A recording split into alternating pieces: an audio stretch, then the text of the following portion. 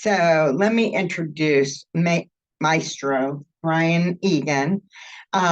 He is an author. He's a certified hypnotist. He's a Reiki master, a karuna Reiki master, a Maestro shaman from the Shipibo lineage from Peru, pranic energy worker, crystal bowl sound healer, EFT practitioner, quantum touch practitioner, sedona method practitioner, chakra cleansing teacher. You can tell he's a teacher too. He loves to learn. Qigong teacher and an ordained minister from the Essene New Life Church. Has his BS in psychology with a minor in special education and is the director of Sound Healing Conservatory. That's just one of his businesses. He has been practicing and teaching spirituality for over 21 years. He has done a lot of work with children, families, individuals by leading workshops, classes, and through individual and group sessions. He also designed and ran a kids' spiritual summer camp for 13 years, which taught children many quantum physics and spiritual concepts, meditation, and mindfulness practices. All I can say is Hampton Roads is pleased to have Reverend Brien Egan as one of the spiritual gurus in the area. That's what I call him, because he is just absolutely, if you talk to anyone in the area that does sound healing, they more than likely were taught by Brien. So check him out on Facebook, look at all the businesses that he has and how he supports our community over and over and over again. So definitely check him out. We are so pleased to have Reverend Brien Egan here today to speak with us. Thank you. Help me welcome you. Thank you so much for all those kind words. I hope that I can keep up with them all and embody them all. Yeah. So it's been a long journey. Grateful to be here now with you. Today we're talking about the Archangels. And the title for the topic is Archangels, Archons, Archdemons, the unconscious and the unconscious. So all those other terms, right? We hear the word angels, we hear the word archangels. Last week I talked about the angels and how the angels, while they are their own entities and their own beingness, they're also a part of the whole. Okay, and in being a part of the whole, they hold different pieces of the framework of our reality. Okay, so in that statement, the angels embody our subconscious parts of ourself. Okay, the things that we act into when we aren't fully present. Okay, the things that we let take the wheel for us. Right, and so who drives them? Right, and who drives us beyond that level?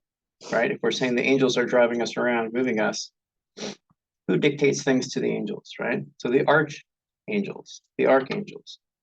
The archangels hold space and are able to interact with us from the unconscious realms more easily, because the unconscious realms are where we hold our basic concepts of just being a human being.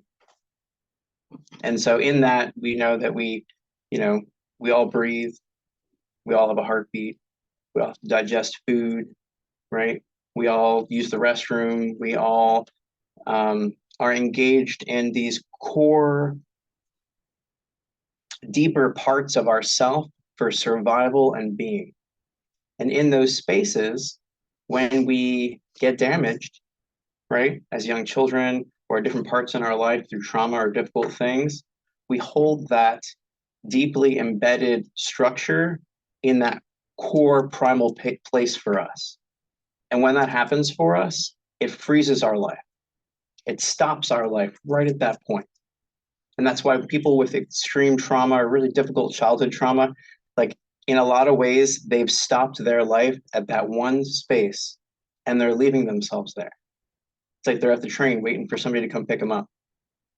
And they haven't realized that they're not supposed to be waiting for the train. They have to keep moving. And while the archangels are there to help us, just like with the angels, they do what we tell them to do. So when we tell them that we're afraid, they help us be afraid. They enforce the things that we push on them, right? And when we say to the universe, I'm angry, they're going to create more things for us to be more angry. They're going to let us see that, right? So think about it like if like I said, I feel like people aren't fully getting this. So like with our mind, right? There's things underneath it that make us make the decisions and do the things that we do, right? The ways that we show up. And there's things that enforce those also. Our pictures of our parents, our pictures of our family line, of our culture, of our history, that runs through us, that runs through the spaces that we're in, that runs and sits in the land that we're in. And the archangels and the archons and these higher frequency energies hold that pattern for us based on what we're giving back. It's like we're in this endless feedback loop, right? That's why we're always seeing the mirror right in front of us. That's why if we get stuck in something, we find that mirror everywhere we look. It happens both ways. Once we free up our picture in the mirror, we see beauty, we see love, we see compassion, we see selflessness, we see the amazing things in life all around us, because the archangels will show us that even more beautifully. And they'll help us make bigger connections so that we can move up even faster. But when we leave our mirrors dirty, all we can see is the reflection back to us, right? We don't realize that it was a two-way mirror and we're supposed to see through it. We notice those patterns for us so we can fix them, but not so we can interact with the world from them. Does that make sense? And when we get stuck in the interacting with the world as though everything around us is our reflection, we see negative things. We see pain. We see the suffering that we've let be our spiral and our repeating story over and over again. So again, just like what I said last week with the angels, just like how when we think of them as angels, we don't realize that they don't pick sides, that they follow our directions. And when we say this is a negative, angry world, we get back a negative, angry world. And when we say this is a growing, evolving, changing, loving world, that they try as hard as they can to show us that too. And our governor at the wheel is the thing telling what we want to be shown back to us.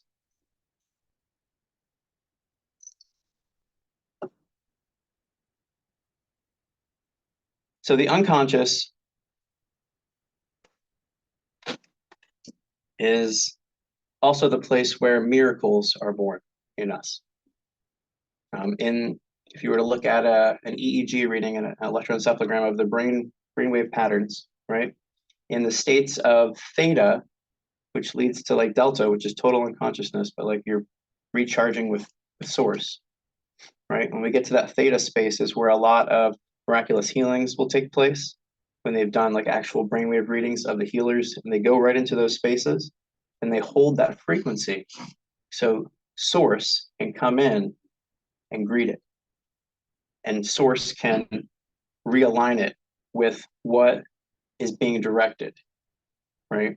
So that's why it's really important for you to clear yourself, so that as this energy comes to you, it doesn't give you what you want, which might be something that's unclear, or something that's pain or shame or grief or sadness. When we reflect that, that's what we're calling in, right? Simple, what I say is what I want, right? What I think is what I want, right? And what we think is what we're programming out. So we're asking for source to bring these things back to us. And the archangels and the angels are the messengers for that. But again, they don't pick sides. They'll show you what you're looking for, and what you're looking for might not always be good things. So it's what we're looking at is what we're looking for, right? Because our attention is our intention. So the more that we can reprogram our intention to call in the attention of what we really want, the faster it will start showing up for us. But all that takes a lot of work. It takes you to look at those difficult things, to those demons and those archdemons and the archons, the things that we hold structures for right, in our reality, whether we want to or not, and to say, I see you, but I know that I'm love, that my space is compassion, right? And so that no matter what's there, you can hold compassion for it and for you. And in doing that, it transforms it. Okay. So everybody, if you would, close your eyes. Think about something difficult that you're dealing with. Call it right in. Look it right there in the face. I want you to picture it as a being. Whatever difficulty you're facing. With your eyes closed, you know this is your imagination and you're safe here. Just take a deep breath in, looking that difficulty square in the face. Breathe in some more, holding presence with it. I want you to breathe out and tell it, I love you. Hear it in your mind, I love you. Telling that difficulty, thank you. Thank you for showing up to show me how to grow and how to be clear. As you notice everything about that difficulty, notice where you're holding pain for it. For it, not from it, for it. Take a deep breath into that space, acknowledging all the parts of it and sharing this compassion right now, telling it as you hold it on you, I'm sorry. I'm sorry that I've held you with me. Breathe it out. Let it go. Acknowledging the pain that you've held there, that you've let persist in your being. So take another deep breath in. Acknowledging the pattern that that pain came from. Breathing in deeper. Thanking it for being. And allowing it to go. Telling it as you tell yourself, I forgive you. Breathing it out. Letting that pain go away from you as you let the attachment go. Calling in love. Breathing in love now into that space. Allowing love to fill that space. Building harmony. Allowing the higher forces to come in to create with love and gratitude. The transformation in that space. Allowing that difficulty that you've held to transform into opportunity.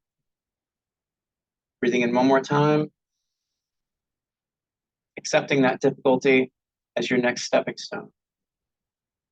Slowly breathing out. Allowing resonance here. Allowing resonance within. Allowing harmony with what you're calling it.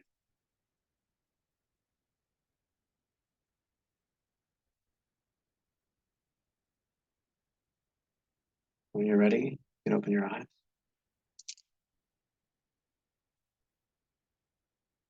I'm going to pull up our quick bibliomancy here. I don't want to take too much time. So we're going to look at today Carlos Castaneda's The Wheel of Time.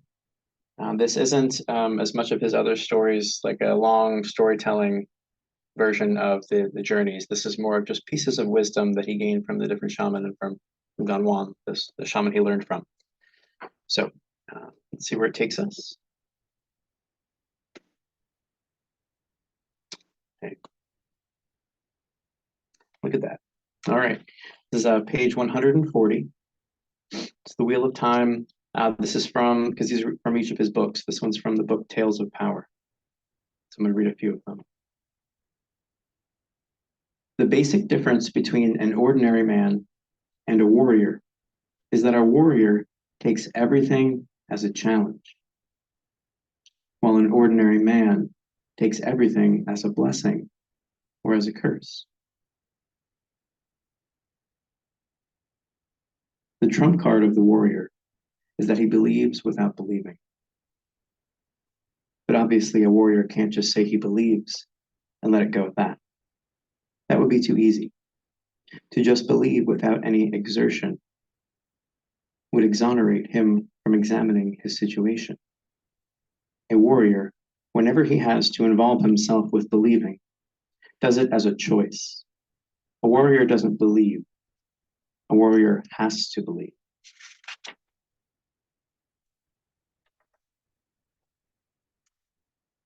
Death is the indispensable ingredient in having to believe. Without the awareness of death, everything is ordinary, trivial. It is only because death is stalking him that a warrior has to believe that the world is an unfathomable mystery. Having to believe in such a fashion is the warrior's expression of his innermost predilection.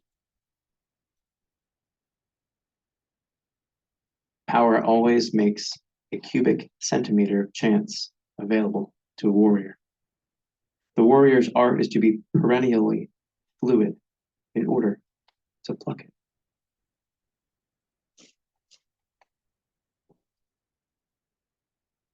The average man is aware of everything only when he thinks he should be.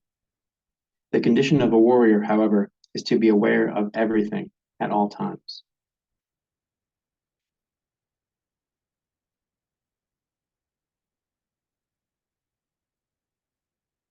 The totality of ourselves is a very mysterious affair. We need only a very small portion of it to fulfill the most complex tasks of life. Yet when we die with the totality of ourselves.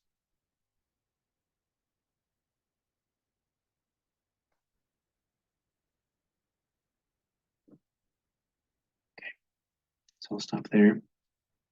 The last thing, just from that first part of the reading, that was just right on with what we said. You know, the warrior takes everything as a challenge. The seeing of these things in our life that we thought were tiny, that we've let become giant, is where we've given over our control, right? We've given over our agency, our sovereignty of ourself to those higher forces, which, while they may help us, they will also hurt us. Because we've held them as our stiff boundaries. This is the only way it can be. I can't evolve. I'm stuck here. You know, when we have to shift, we have to let ourselves notice and make amends with those difficult parts, with forgiveness, with peace, with understanding. That's what we're working towards together. So thank you for being here. Thank you. Thank you, Brien.